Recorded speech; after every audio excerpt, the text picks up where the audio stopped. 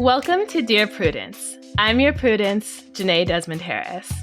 Today, we're talking about what to do when your work crush starts ignoring you, when your spouse quietly quits the marriage, and when a partner's mom seems to control his every move. Here to help me out today is Shan Boodram. She is a certified sex educator, dating coach, and intimacy expert. She's the host of the podcast Lovers and Friends and the author of The Game of Desire. She was previously a resident expert on Netflix's Too Hot to Handle, and she stars in Peacock's new show, X-Rated, with Andy Cohen. So before we get started, I do want to ask you a quick question that we ask all our guests. Is there a piece of advice that you would just like to give unsolicited with nothing to do with the letter? Just something you just want people to know? Yeah, it's an aha that I came to recently, that in order to be happy, to genuinely be present and mindful and content in the moment, so many things have to be going right. In order to be sad, one thing has to go wrong. So give yourself some grace for not being as happy as you possibly can be all the possible time. It's a lot more difficult than I think a lot of us give it credit for. That makes a lot of sense. What percentage of the time do you think people should expect to be happy? Obviously, this is different with life circumstances, mental health, all of that. But what's a good goal? There's a breakdown that 40% of happiness is hereditary or it's biological. And then I think 10% or 20% is based on circumstances beyond your control that are environmental. And then the remainder of it is based on the choices that you make. So that is to be said that let's say 30% of the time it's really in your control. And sometimes the choices that we make are not optimized for happiness. They're optimized for priorities or health or other people's happiness. So if we say 30% of the time it's in our control, and within that 30% of the time, maybe 15% of the time, we're actually able to prioritize happiness. And then within that 15% of the time, we make the wrong choice. So let's say 8%. And there's something to be said for being content, right? Yes, I think content is the record that you play when you're things aren't perfect, things aren't great, things aren't going exactly my way, but there's other things to be grateful for. So when you have to manually be happy, and that's the thing, being sad is so incredibly easy. Being frustrated, being angry is so easy because again, it just takes that one thing. So when we have contentment, I think it's when we are experiencing any of those frustrating feelings, but then we remind ourselves that this isn't the totality of our life and that there are other things that we could be focusing on. But also, it's really hard to focus on something positive when something annoying is happening. Absolutely. We'll have to keep that in mind for some of these letter writers who I think are all dealing with somewhat annoying things. Yes. So Shan and I will be right back to dive into your questions after a short break.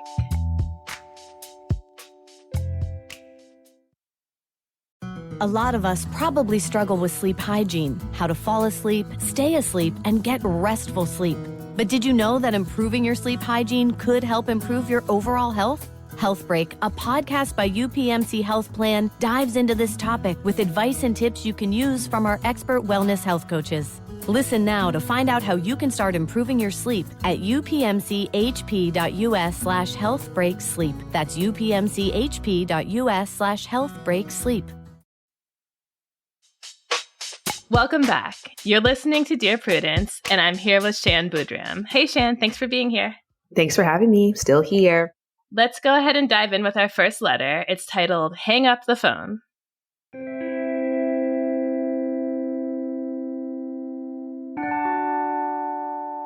I think my husband is quiet quitting our marriage. I think he's having an emotional affair. He works at home, so I know he's not cheating physically, but most days after work, he has a long, involved, animated, and often hilarious conversation with a female coworker. When I talk to him about work, he says very little and is not nearly as excited as he is with his friend. When I push, he says a few obligatory remarks about work. When I tell him he can tell me anything, he says it's too detailed and technical and would take too long to explain. He's in marketing, not rocket science. The woman is also in a relationship and is at least 10 years younger than me and him. This doesn't feel good.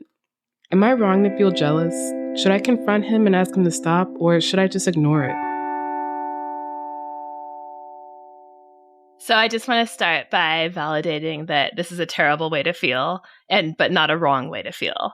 No, you're not wrong for feeling jealous. I am interested in the application of the term quiet quitting to a marriage. I've heard it in the professional context where it sort of means doing the bare minimum, not going above and beyond, not taking on those extra tasks. Do you think this constitutes quiet quitting in a marriage, or is it something worse, actually violating the marriage agreement? I don't know. I think we, in any long-term relationship, even work, go through patches of quiet quitting. So I don't think it's uncommon for people to feel disengaged and unmotivated. And that is where I think this question, which is so tricky, I actually asked my husband, because sometimes nice to get a male perspective on this, because I might go to the having conversation and put all the cards on the table and be vulnerable and be very clear and ask all your questions. And there's a very big difference between communicating to be heard and communicating to get what you want. And sometimes being heard feels good, but it moves us further away from the goal of what we want. So I wanted to make sure I wasn't giving advice that did that, where it's yeah, it would feel satisfying to say all the things and to confront your partner and to bring all of the evidence that you've collected through this time and to watch their face, in stunnedness, try to backpedal their way out of this problem. There could be something satisfying to that, but are you going to get any closer to your goal of being more connected to your partner? And Esther Perel has a phenomenal line, which is, do you want to be right or do you want to be married? I think it can come across cheeky, but I think it's a genuine question to ask yourself sometimes, because sometimes you want to be right. That's the case. You feel wronged, you feel hurt, and you want this other person to know that they have crossed a boundary and that there's repercussions for that and that you're hurt and you're going to do something about that hurt.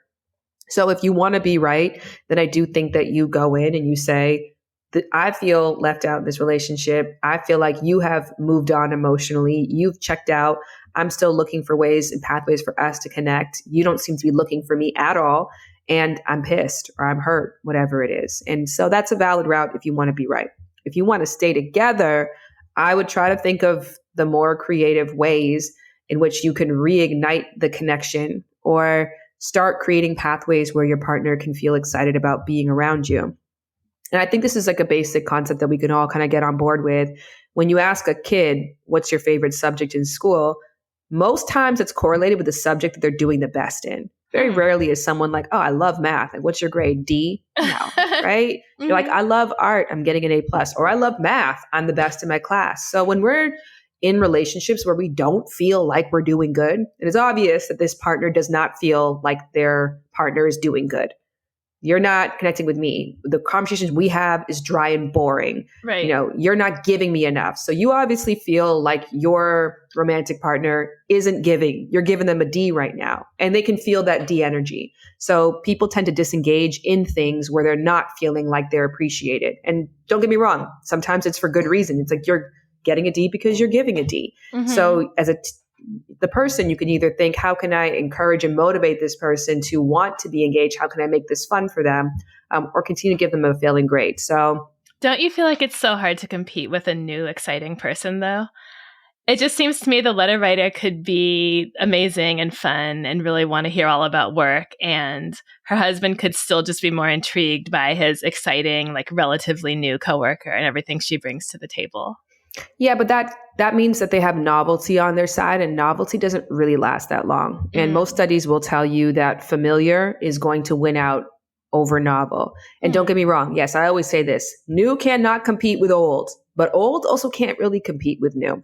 So what new can provide? That fresh feeling, those butterflies in your stomach, the unknown, the space where desire and attraction and lust can really live, which is the risk and reward center. And when we have been with someone for a long time and we know that they're going to say yes, or we know where they're going to be later on, and we know what we're going to eat for dinner, there's not a lot of mystery left to get excited about. So absolutely, I agree with you. But I do think that when it comes to having someone who understands you, having a soft space to land, not having to constantly over-explain yourself, not having to be so mindful of your tone because that person understands your intention, all those things, when you are in a truly connected relationship, I do not think that new really competes with old. This is a concept that I readily accept because my marriage is open, and a lot of people ask about the fears that are associated with that. And I literally have none. Really? So I'm like, ain't nobody competing with me. Yeah, so I'm glad you brought that up because I actually have in my notes to ask you, What do you think is your unique perspective on this as a person who's in an open relationship? Because I mean, I'm projecting here, but I can imagine you just saying, "This is so silly." You know, it's normal. It's normal to feel connections with other people, and if she would just get over it and just let him do this and realize that it's not an assault on her, things could be so much easier. But maybe I don't know. How do you see it? No, I don't see it that way, but it is a great point. But I think that's also a rule that my husband and I even put into place very early on, wherein our openness has to be an extension of our fullness, right? So we're bursting from the inside with love and appreciation and connection. And it's natural to take that energy and feel like, oh, I'm excited to see what other people have to offer. And I want to bring that back to my partnership. So if we're empty, we're not going outside to try to fill up what's already within. We're only going outside if we're bursting from the inside. And so this couple doesn't sound like they're bursting from the inside. It sounds like they're from a place of depletion.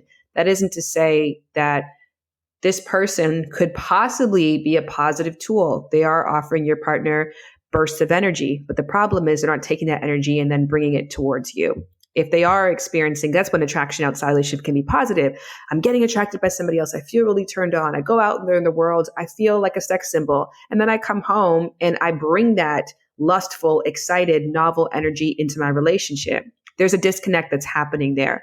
And you're never going to make that connection as long as whatever is happening amongst the two of you isn't providing inspiration, joy, and connectivity. So I think that's kind of the base thing that you really have to figure out. That makes a lot of sense. So when you and your husband go out and explore other people, you're not coming home and saying, well, I can't talk to you about this. You wouldn't get it. I'm having all these great conversations, but, I don't want to even have that exchange with you because, you're not on my level. Yeah. And don't get me wrong. It's totally natural to have that. I mean, that's the thing is if we can sometimes take these things out of the context of romantic relationships, I don't care about sports literally at all. I'm so grateful that I have a partner who feels similarly. But if he started to really take a big passion up with football, girl, I'm not interested in learning. Go make a friend, go join a fantasy football league, find somebody else. So we don't have to be all things to all each other. I'm not saying that, if you find somebody to make a connection with on the outside and they provide something that I don't, I still think that there's a very big difference from looking at it like, well, I don't get this joy. It's more the feeling, maybe as long as I'm still providing you joy, connection, understanding, that's great. And if you need that in other areas that I'm not interested in, I'm not taking that personal. I looked up one of your old podcasts or blog posts that suggested that partners ask each other sort of some expectation setting questions. Would you consider it cheating if, and there are 8 things, your partner DM'd someone they found attractive, your partner saw their ex and went to go grab coffee with them, your partner flirted and danced with someone at a party, your partner went on a one-on-one lunch date, and you go on and give these scenarios. And I thought it was such You answer them. I want to hear your answers. Oh, wow. Okay. Your partner DM'd someone they found attractive. Yes. Your partner saw their ex and went to go grab coffee with them. Depends on the ex. Your partner flirted and danced with someone at a party, but did not take down their number at the end of the night. No, that's okay. Your partner kept in touch with their ex via text or social media. That's fine. But again, there's qualifications here, about the intentions and whether it's all above board. Your partner went on a one-on-one lunch date with a coworker or a classmate they found really attractive. I think that's okay as long as the lunch was professional, educational, it wasn't all about the attraction. Your partner engaged in a friendly text conversation with someone they know for a fact is attracted to them. I think as long as they kept it relatively light and again didn't dig into the attractiveness. My husband's going to listen to this and we're going to have a whole conversation. He's like, oh wow, there was so much more green lights than I thought. Actually, take this and make it a Slate Plus episode because this could be it's probably an important conversation. Your partner admitted to fantasizing about anybody else while being sexually intimate with you. Don't tell me that. I don't want to hear that. I don't know if it's cheating, but that's just rude. So anyway, I thought it was interesting that you'd pulled all those questions, and they're not useful to the people in this letter right now, but I think they're so useful to avoid getting into this situation where someone's doing something that the other person feels is crossing a line, but those expectations weren't set, right? Yeah, and maybe for this particular couple, it could be useful. I think after you address and repair, you don't want to come in as a police officer when you're already the mean principal in their mind. So I do think that when you guys get to a better place and you find the flow amongst the two of you, it is great to revisit this and say, okay, what are our boundaries? And, we're both clear about when this would be uncomfortable and when you should come to me and talk to check in how I feel. So you're not wrong to feel jealous, but the confrontation is probably not going to get you where you want to go. Probably not, but I don't know your partner. Okay. So our next question is titled Clueless Connecticut Creep. I'm a 25-year-old man living alone in a city I moved to for work. I've never felt comfortable dating, so after college I decided to take some time and find myself before trying again. Well, I did that, and after 4 years, I think I'm ready. The issue is my first step has not gone well. At work, I often bumped into a woman near the coffee machine, and we had a few short, shy, flirty conversations. A few weeks ago, I reached out to her for work reasons, and it seemed like genuine flirting began over GChat.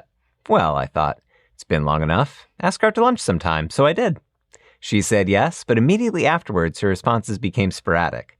On the day of, something came up, common in our TV industry, and I had to request a rain check. She said that was fine, but it's been radio silence from her ever since. She also has been noticeably avoiding common areas in the office and the area I work in. I want to speak to her in person about this, but I'm just not sure if it's a good idea. To be clear, I don't fear rejection. My request was intended to be casual and commitment-free. What I do fear is that I've made her uncomfortable and that it's affecting the way she's living her life. She's AAPI. I'm a cis white guy from Connecticut. I know that can make me threatening, and I work hard to police myself from microaggression and check my privilege. I know I run the risk of seeming pushy or making the situation for her even more awkward, but despite all of this, I'm finding it impossible to live with the idea that another human being is in distress because of my actions. What, if anything, should I say to her? I'm out of my depth here, and frankly, it worries the hell out of me about my future with this or any other girl that I can't figure out the right path forward. So I think dating a coworker is not the best idea in the world. And it's especially not the best idea if you have questions about your ability to assess interest or deal with setbacks. So if this letter writer would have asked, I've never felt comfortable dating, but I'm ready to try. Should I approach my coworker? I would have said no. Go on to Bumble. Go on the apps. Go somewhere where everyone is open to dating and it's set up for that.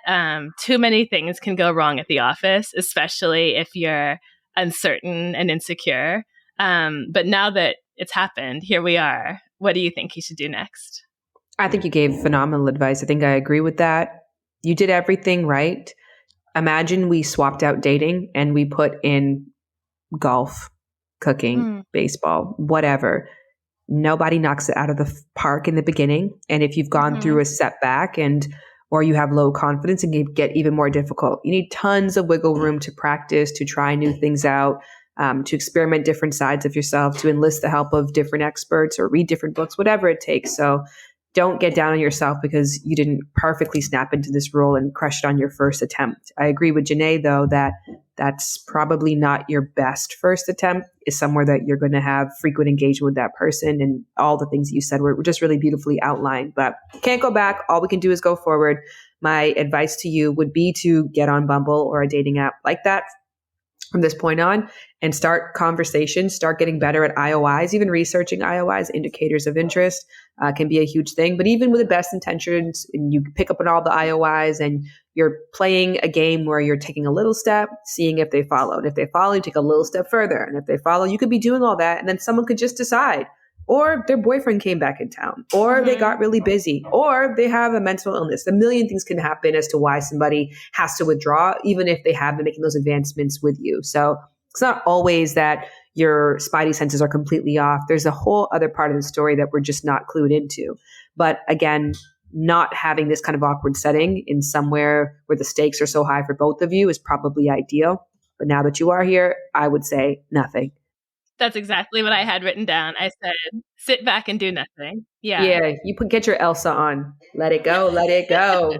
I love be normal too. Such good advice. Be normal.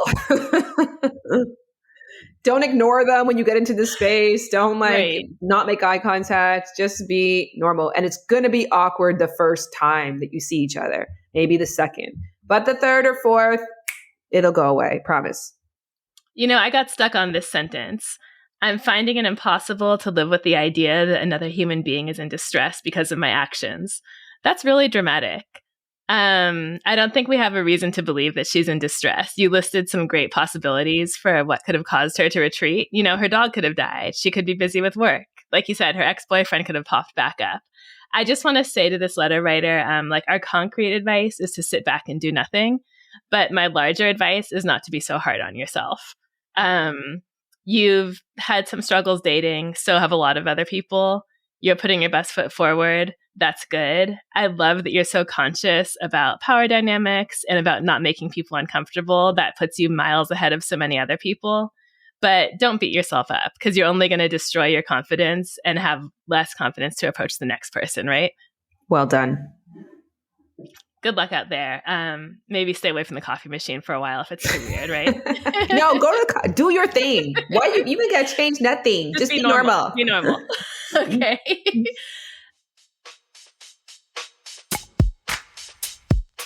You're listening to Dear Prudence. And when we come back, more letters from you and hopefully some helpful advice. Stay tuned.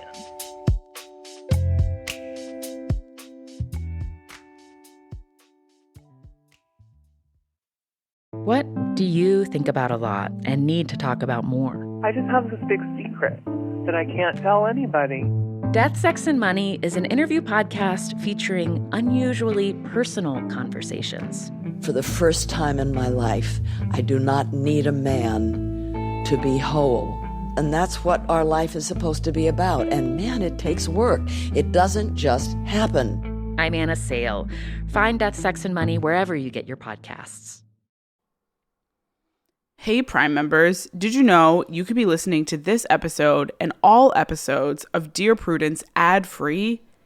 Avoid the ads and start listening today by downloading the Amazon Music app. Can't get enough Dear Prudence? Then you should definitely join Slate Plus, Slate's membership program. You'll get to hear me answer an extra question every week just for members. With your subscription, you get ad-free listening across the Slate network and unlimited reading on the Slate site, including all Dear Prudence columns, past and present. Go to slate.com/Prudie Plus to sign up.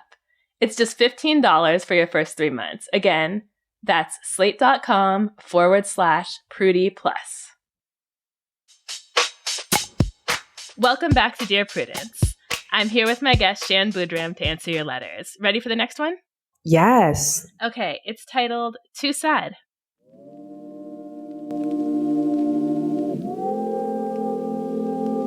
I broke up with my boyfriend of 4.5 years yesterday because he wasn't ready to move in with me again and is allowing his parents to make this decision for him.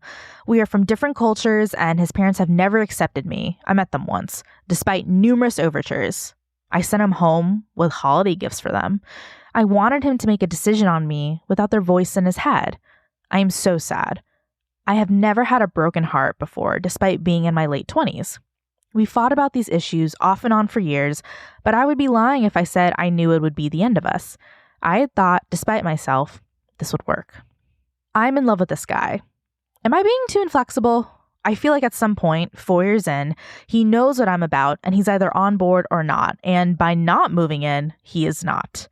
I was also frustrated that his parents, who set him up with other women while he was dating me, who would only meet me once, who told their son/my boyfriend I was fat, get to exert so much control over me by having so much influence over his decisions. It felt like a bad sign for all the decisions we would have to make later, even if we cleared this hurdle. I read so many columns here, and the in-law problems that are really spouse problems are numerous. I could see my future self in them. But there were really good times with this guy, and despite their influence, his parents and he only spoke about 1 to 2 times a week. They do live loosely locally. I do know that everyone has flaws, and I really, really love this guy. Am I being unreasonable? Am I ruining a good thing unnecessarily? I think this is an example of a letter writer who sees their situation really, really clearly and knows exactly what to do, and just needs someone else to kind of echo it. So let me volunteer. You're not inflexible. You're not unreasonable. You're not ruining a good thing. It is not normal to have a boyfriend who gets set up with other people. and whose parents don't want him to have anything to do with you. Amen. I think that that's exactly it. I mean, I was kind of struggling to find the jump in point here because the only thing that I would really iterate is I often talk to people who get to this space where there is a clear point of contention. And point of contentions are very natural in relationship. Then you have to ask yourself, do you have a partner who is willing to compromise? Sometimes there is no middle point between moving in and not moving in, right? So there is no compromise here. Who is willing to lean into the commitment? Or is it more important that you guys honor each other? Or somebody who is just willing to bend and say, you know what, this isn't what I want, but it's what you want. And I know down the line, you will do things that you don't want to do in order to appease me. And that's mutuality. And it doesn't look like 50-50 all the time. It looks like 100 and 0 once in a while. So I do think if you had somebody who was willing to brainstorm with you, it sounded as if your partner broke up with you for you. They declined something that was important to you to advance the intimacy. And it also sounds like there's a lot of other, maybe incompatibilities in terms of that person's value system and lifestyle. So naturally, you have to ask yourself, like, what am I holding on to? And I hear you that there are definitely good times to hold on to, and you should hold on to those. I often talk to people who say that. They're like, well, this person has this, and this wrong, but they have this, and this right. So will I ever find somebody? It's like, rather than looking at it in that scarcity mindset, you should look at this as abundance. Like, wow, I finally met somebody who aligns with me on these things that I thought were really difficult to find. So I know it's possible. That should encourage you that the other asks are also possible. Right. Imagine how great it will be when you get along with someone and they want to move in with you, and their parents aren't actively working to destroy the relationship, and they make their own decisions. Like, just imagine how great that would feel if, in addition to the good times, things were actually like functional. Yes. And we all have things that our partners don't bring. As married people, I'm sure we could list the things that our romantic partners don't ideally bring to the relationship. But those are so far down on my list that, there's no trade-off for me. So it sounds like these things are pretty high up on your list. And so go get them. The letter writer says, I've never had a broken heart before, despite being in my 20s. And I wonder what you think about this idea that struck me, that it could be a good thing to get that first broken heart out of the way, so it doesn't seem as scary. Yeah, people always ask all the time, like, what is the best way to get through a broken heart? There's no way to get around it. You just have to go through it. Right. And I think understanding the science, the neuroscience of what's happening can definitely help you to talk yourself through it. Mm-hmm. But whether you're me or you're a 15-year-old, you're going to experience the same feelings. Just your coping strategies might be a little stronger with more knowledge. But I do agree with you. You just, got to go through it. Yeah. And you have to remember that almost everyone in the world has been through this. And I think it'll seem less overwhelming and less like a hurdle to making the right choice for yourself if you've already been through it once. And yeah, this is the next day. Shit. My gosh, you should be crap. You can even write. You know what I mean? We've been tore up before. I can't even move or get out of bed. It's hard. It is incredibly hard. And withdrawal, especially with something as addictive as love, is awful. And it is gruesome to go through. And I'm really sorry that you're going through that. But in 6 months, you're definitely going to be glad that you got through it, and you will. Absolutely.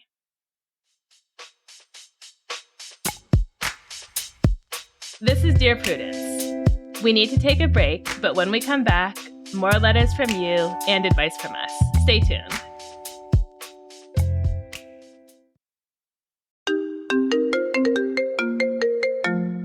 Hey, Sam, what's up? Hey, Saeed. I actually have Zach on the line. Hey, girls. Hey. Did y'all click the link that I put in the group chat? We must discuss it ASAP. Oh my God, I just saw this is getting crazy. Girl, this is tea. I have so much to say, but I'll save it. You better save it. We're going to talk about this on this week's episode of Vibe Check. Hello, everyone. I'm Sam Sanders, and those were my two friends and co-hosts of Vibe Check, Saeed Jones and Zach Stafford. On our show, we try to make sense of what's going on in news, culture, and entertainment, and how it all feels. Vibe Check is our group chat come to life. Follow and listen to Vibe Check wherever you get your podcasts.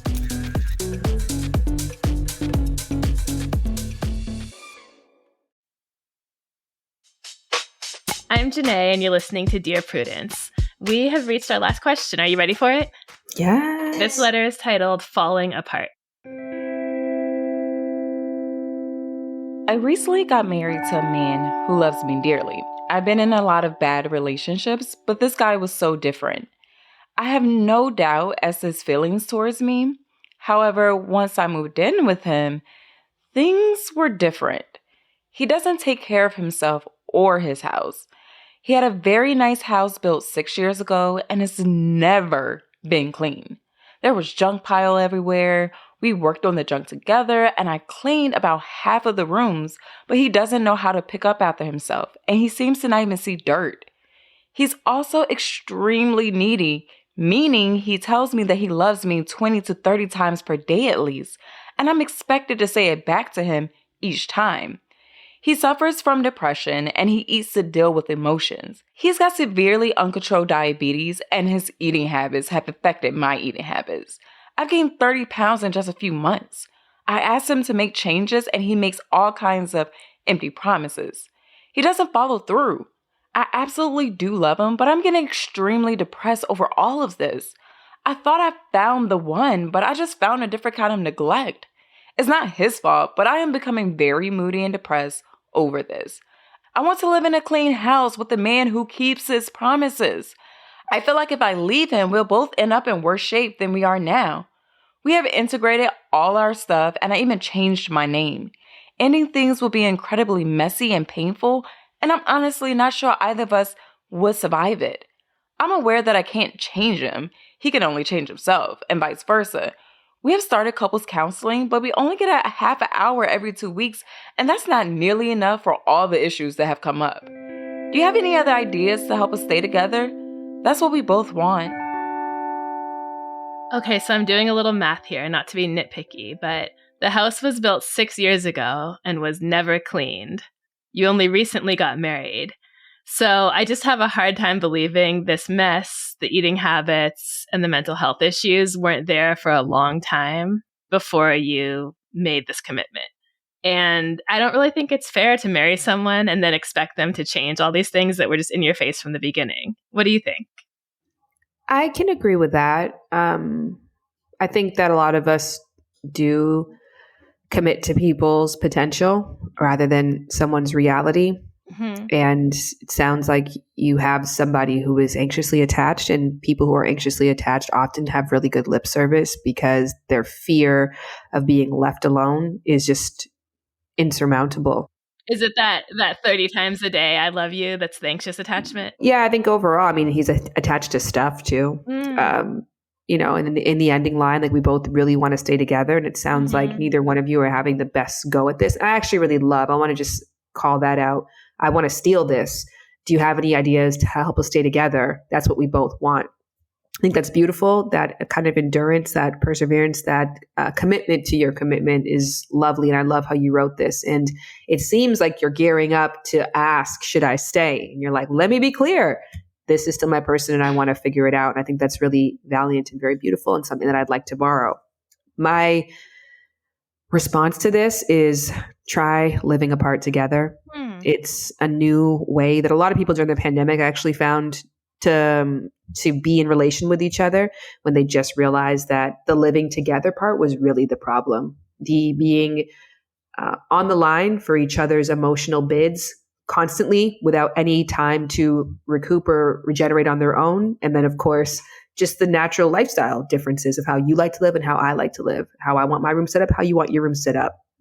And no one has to say there's a one size fits all and that any other kind of love is not as valid. And I know that it seems very expensive, but even if you took the money that you're giving to a counselor and tried to figure out, you know, there's probably areas and pockets in which you are spending that you don't even realize, even brain power, the fact that you are not able to be as productive as you possibly can because you're spending a lot of your creative energy trying to fix this person and your relationship. So I know it seems like an expensive suggestion to attempt living apart together, but I would try to budget how much it's costing you right now to do things the way that you currently are.